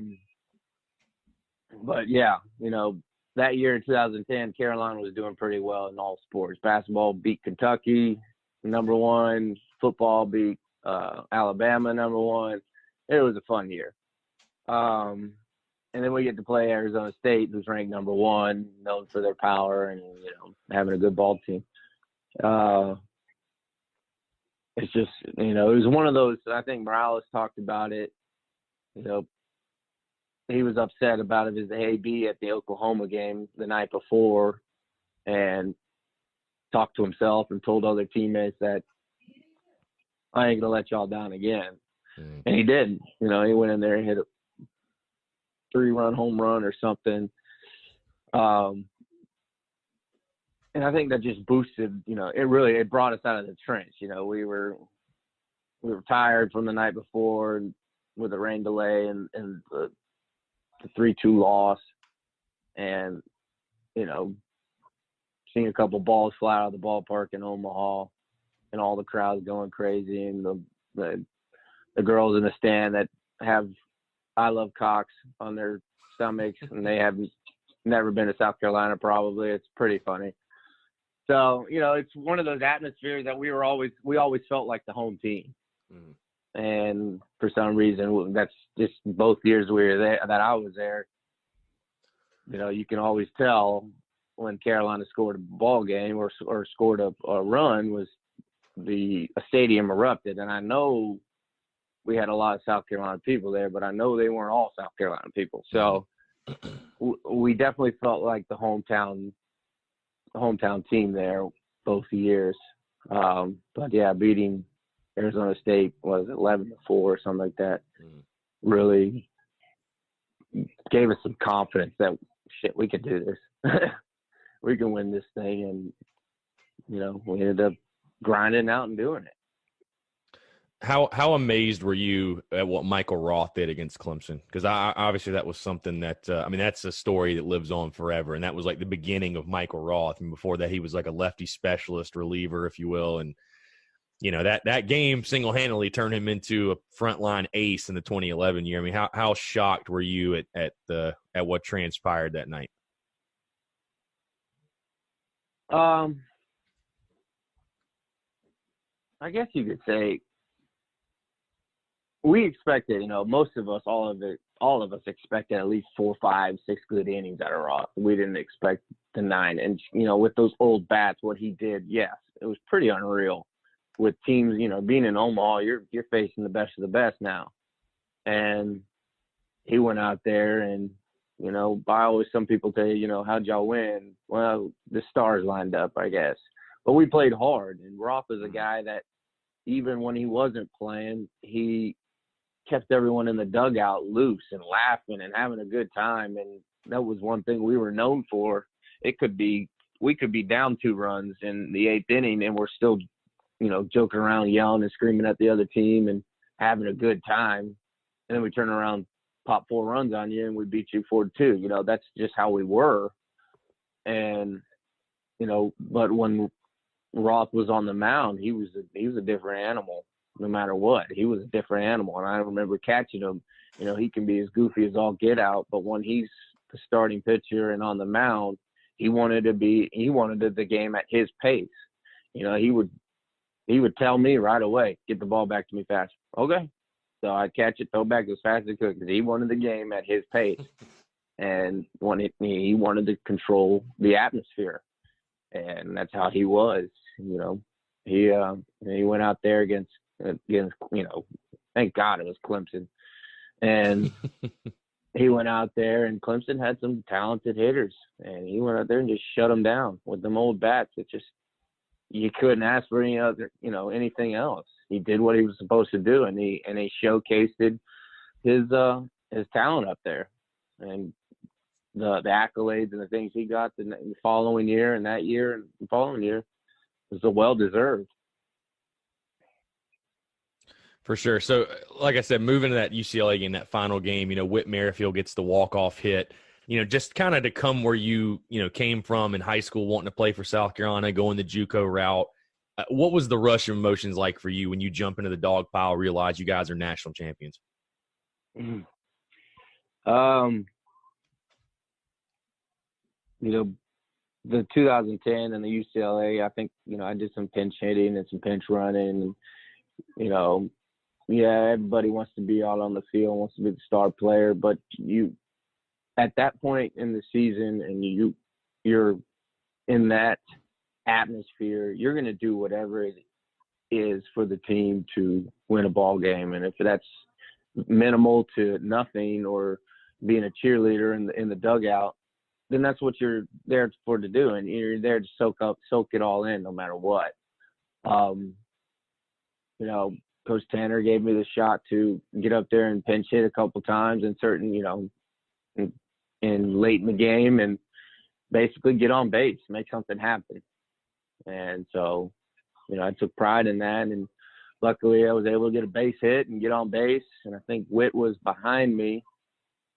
And I got the steal sign a couple times. I think I stole once, had the base stolen, but Witt ended up foul tipping, so I had to go back. And I think I'm pretty sure I stole a couple pitches later. So now I was in scoring position, and I can't remember who came up. I don't know if Witt walked or bunted and got me to third or something. No, it was Jackie. Jackie came in. I'm not sure what happened, what Witt did after that, but Jackie came in and hit the tying run, which I scored. And then, you know, towards the end of the game, we had the opportunity. Wingo was on base. You know, what was it, 2-2, I think? Mm-hmm. 2-2 game. 1-1. And 1-1, that's right. 1-1. Wingo was on base. We grinded it out and getting there. I think Jeff Jones had a big AB at that time. Drew a walk, and you know, Witt got up there and, you know, waited for that low outside pitch. You know, he had the count in his favor, and he told, you know, I know going back, he told himself if it's close, put the bat on the ball and hit it where it's pitched, and he did. And that was it. And yeah, it's definitely a rush of emotions. You're out there, we're got shaved heads because we all shaved their heads. We got our hats and glasses upside down. And, you know, I think we pulled our socks down towards our ankles, and we did anything and everything to have a good time and rally and win that ball game. And, yeah, it's definitely a flood of excitement. And I think we hugged we hugged Wingo when he scored, but we had to go chase Witt down because he was out by second base. I think I had to, hook his leg for him to go down because he didn't want to go down to be on the bottom of the pile. So I think I used the takedown technique and hooked his leg, made him go down, and then the pile was on. And I've been at the bottom of those piles. They're heavy. They get heavy. You want about 5 seconds of that before you're screaming, get off, get off, get off, because it gets heavy quick. No doubt. So, Robert, moving into that 2011 season, I know you talked about Adrian Morales a bunch. We talked to him and kind of the different mindset going into 2011, where it was, 2010 was, fun to do and it was a heck of a run, but 2011 it was really expected, and that team came in with sort of a different mentality, different attitude. You were a guy that sort of benefited, or that 2011 season for you, like you mentioned, you got a lot more opportunity. Started a bunch, played in 65 games that year. Your at bats more than doubled that season. And your numbers reflected that. You hit 289 on the year, 3 homers, 35 RBIs. But I want to jump to later in that 2011 season because I mentioned at the beginning of the show, you were the NCAA Columbia Regional MVP and made the all-tournament team. You had 5 hits, a double, triple, grand slam, 5 ribbies in the grand slam. Coming in, I believe it was a 2-1 ball game for the Gamecocks. Just talk about that 2011 season, and then going into that postseason. Again, like I mentioned, you had that grand slam against Stetson. What, besides you mentioned being on the field more and just being more comfortable, I mean, was it something else that clicked for you? And then going into the postseason, was there any doubt in your mind that this team was going to make another run and probably win the College World Series again? I would say, the cliche thing, yeah, we're no doubt in my mind we should be in the College World Series, but you still got to show up and play. Prior to that, we had a pretty good last month. Like I said, Neff came in and really helped us out and saved our butts in a couple games with some clutch home runs. And I think Brady he had that foot fracture and just couldn't squat anymore. But, Brady's a tough kid. And that's what we had a team full of tough players. he was saying, you know, I can run and I can hit, but I can't squat anymore. So knowing that I was behind the plate and I was the guy, you know, I loved being that everyday guy. You know, I think I was catching a lot more on Saturdays just to give Brady his legs a rest, which was fine. You know, play in the outfield, go catch. You know, you don't see that a lot in college or anywhere. And being trusted by coach to do that, I loved every bit of it. I loved to be able to just showcase all that. And you know, knowing that, hey, you're the everyday, you're the man. Yeah. You know, it puts the responsibility where I wanted it to be. And I just, like I said, I felt at home when I finally got to that position. And my numbers, you know, I felt more comfortable. I wasn't worried about, you know, every AB. You know, you feel like, you know, every AB, if you're not playing every day, you got to go 4 for 4 just so you can play the next game. So you're not worried about that anymore. You're in the element and you're in the zone and you're there to win ball games. And, you know, I guess I just I felt like back my freshman year in college, you know, I just was seeing the ball very well. And you just getting, you know, I've read a couple psychiatric sports, you know, psychology of sports books and all that. And they call it the white zone. You're just in the white, you know, you're just in this white zone and everything, no matter how hard it's thrown, it looks like a beach ball coming at you and you can count the seams while it's spinning. And that's what it was. And going with Stetson's, you know, 45 minutes from my hometown, that was a pretty neat opportunity. And I got to play against a kid that I grew up playing football and baseball with for years. And he was their first baseman. And he ended up hitting, I think, one of his only home runs of the season against us prior to the Grand Slam. And when he did that, and we were always, you know, we always competed against each other. Even when we played with each other, we always competed and joked and, you know, poked at each other all the time. So when he hit home plate, I said, I see you, Trey. I see you. I said, you wait. And he just laughed. And got the opportunity, got bases loaded. I think there was 2 outs. And their pitcher, you know, had a 2-0 count. You know, Coach Tanner, and during those situations, was always like, Barry! And he'd always point. I was like, I know, Coach, I know. And so I was expecting a fastball, and he left it up kind of belt high. Just put a good swing on it, and it was on the sweet spot of those lead bats, and I knew it was gone right away. And I remember running down first base, and I got that, you know, that same, like, that excitement you would get winning a walk-off game, or, you know, that just real energy from the bottom of my feet. And I remember running down first and pointing at the dugout like, that one was for y'all. And I think Walker told me, like, later in the day or later after that game, he goes, bro, I don't know what it was. I was mad at something, but when you hit that grand slam and pointed at the dugout, because I just wanted to, like, throw everything. I wanted to throw the food everywhere and excite me. He says, I was so jacked up for you. It wasn't even funny. So, you know, it's just it's the excitement and the love we had for each other. And, you know, to see each other have the success that we did and the different opportunities throughout the games.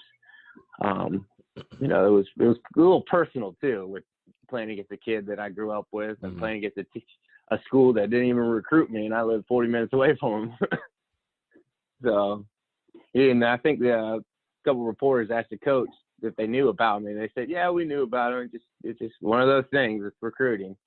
So. No doubt. So, yeah, I mean, I was going to say, obviously you tear it up in the regionals.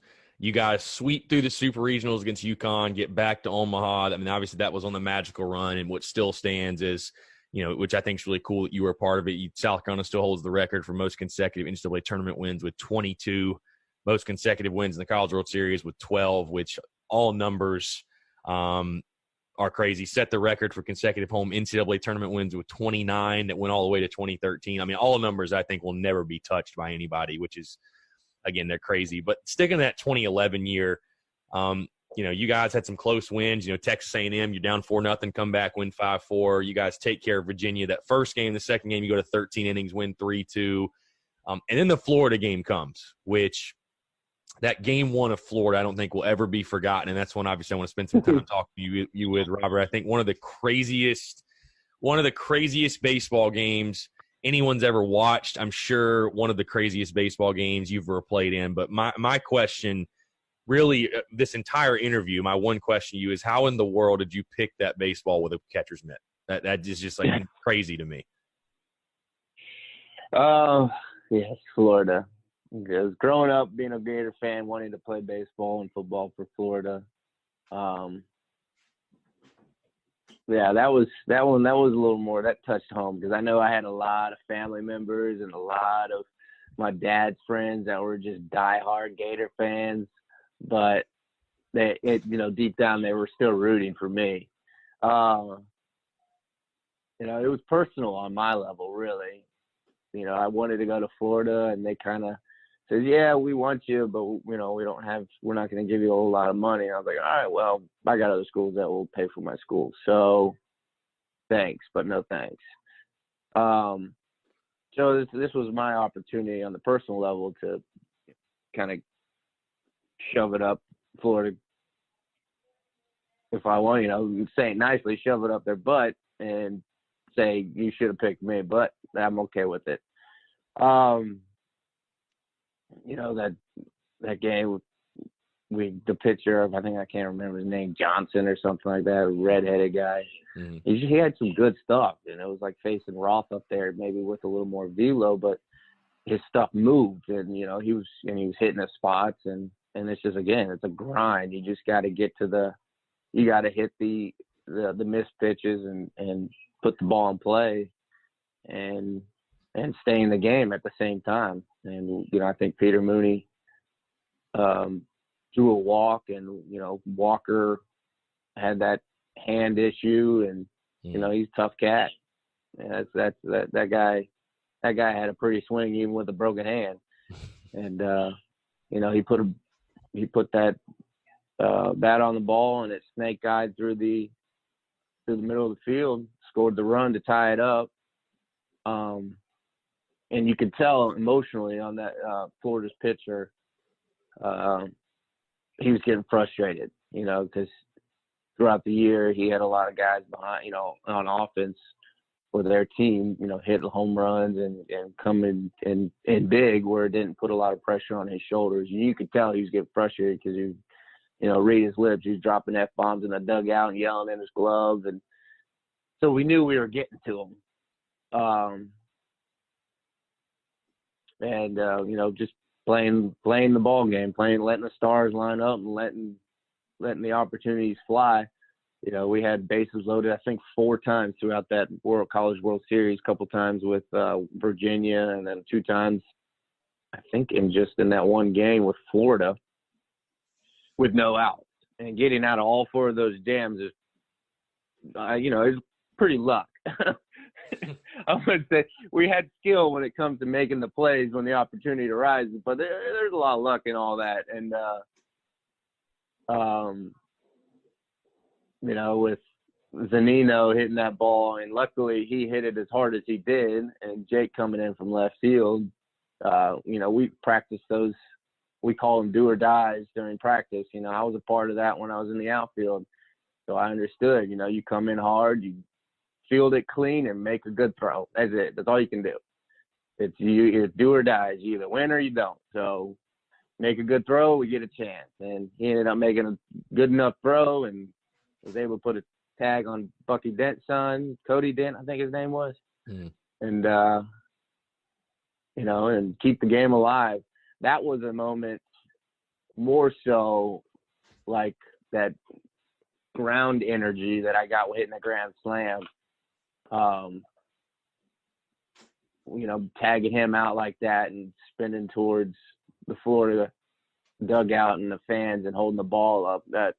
I think I have a picture somewhere of that. And then that was that same energy and excitement. And I'm not a person, even when if I scored a touchdown in high school, I didn't do a whole lot of celebration. I just gave the ball to the referee and ran off the field. That's what I was there to do. But a couple of times I felt it, you get that energy from the bottom of your feet and you just want to express it. And that was one of those moments.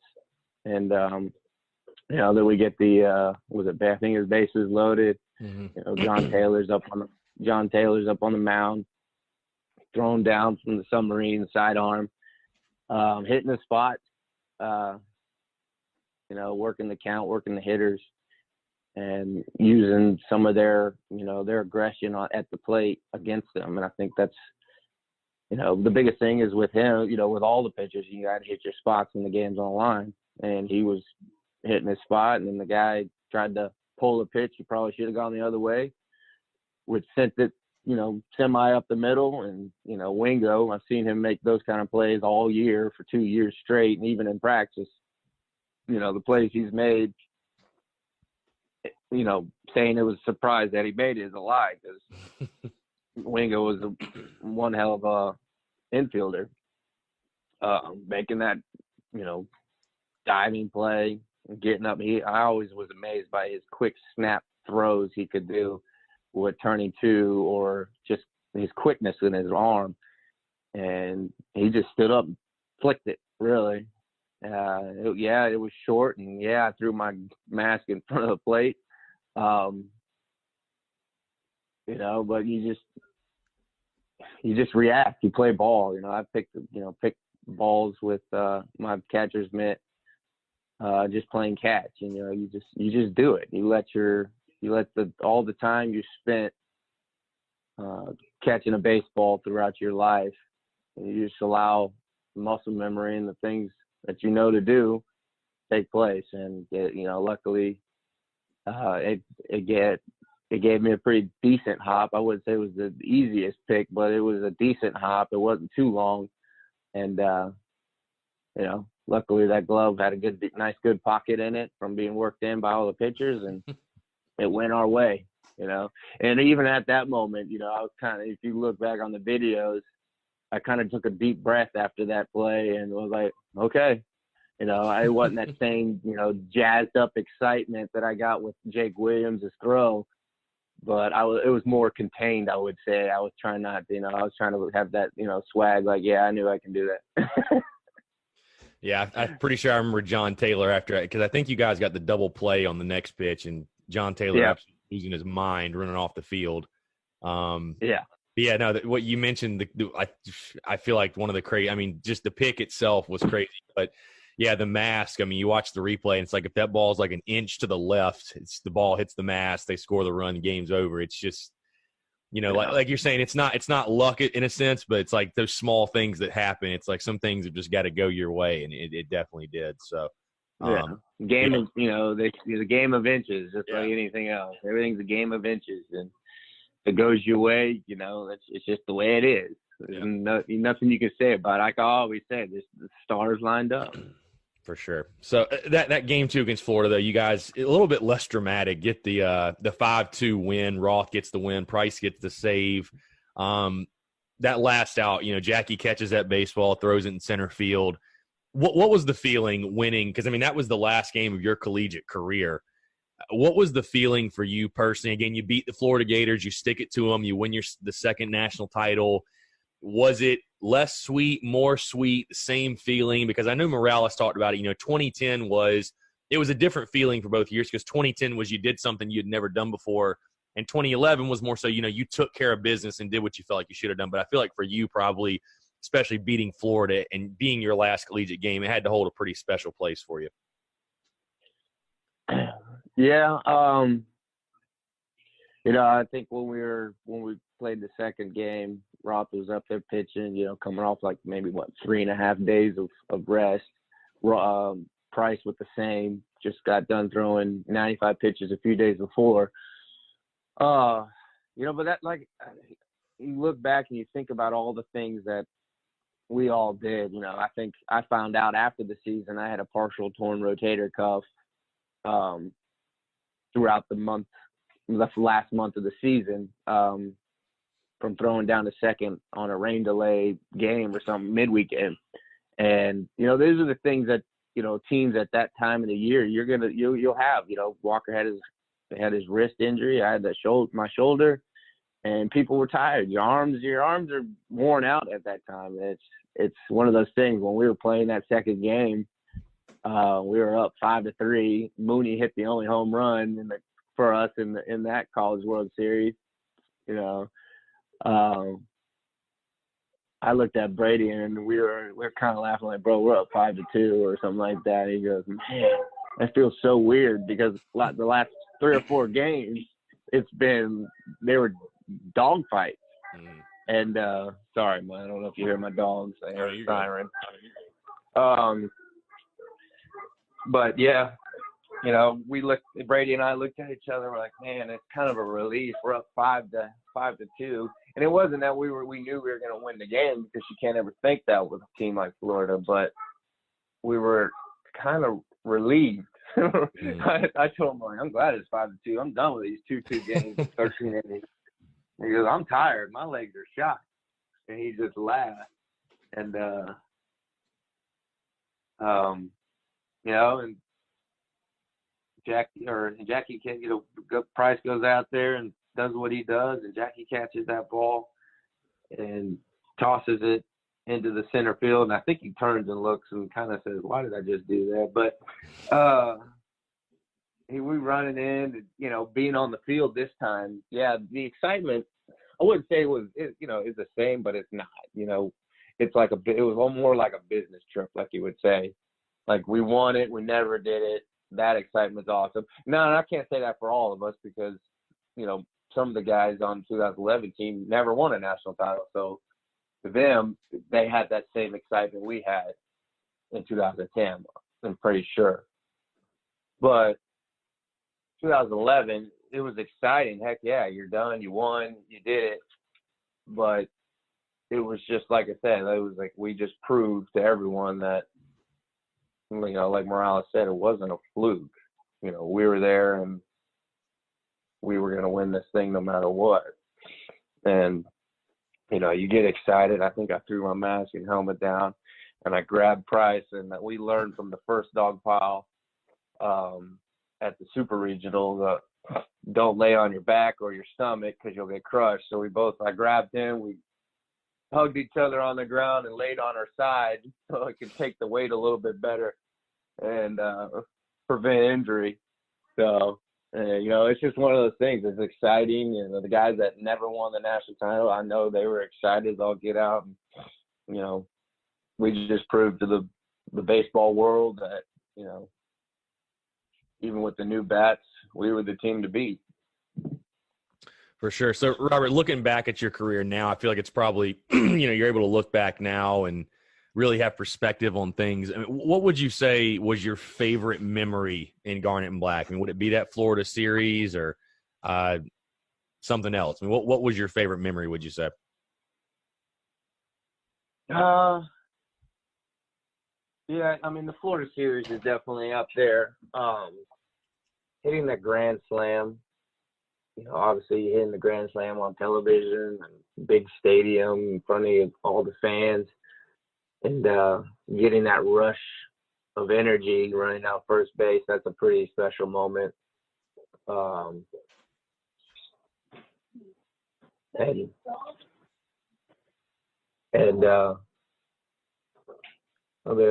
to think of anything else, you know. Having those close games and winning with a couple walk-offs throughout those 2 years. I think Brady had one, Ringo had one, and I think there were, you know, like walk-off home runs.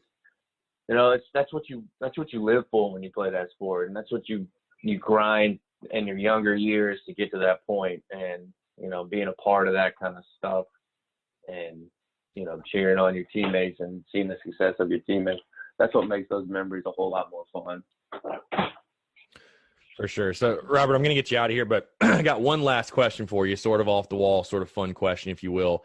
When when you look back, your favorite or maybe your best, funniest, whatever, a Ray Tanner story that sticks out to you? Because I know a lot of people have a lot of different experiences with Coach Tanner, and obviously a legend in his own right. But what's your best Ray Tanner story?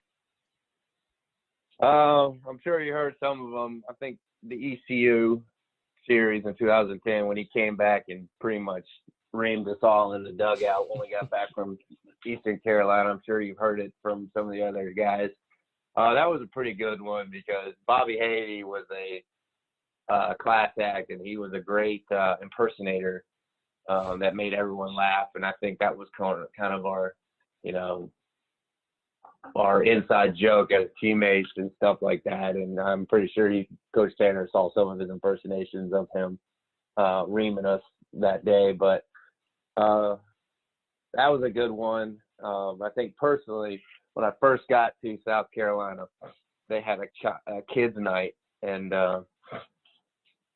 they had a bunch of kids watching, a Disney movie on the Jumbotron. And Coach Tanner had this young boy who ended up being Luke, but had this young boy sitting on his lap.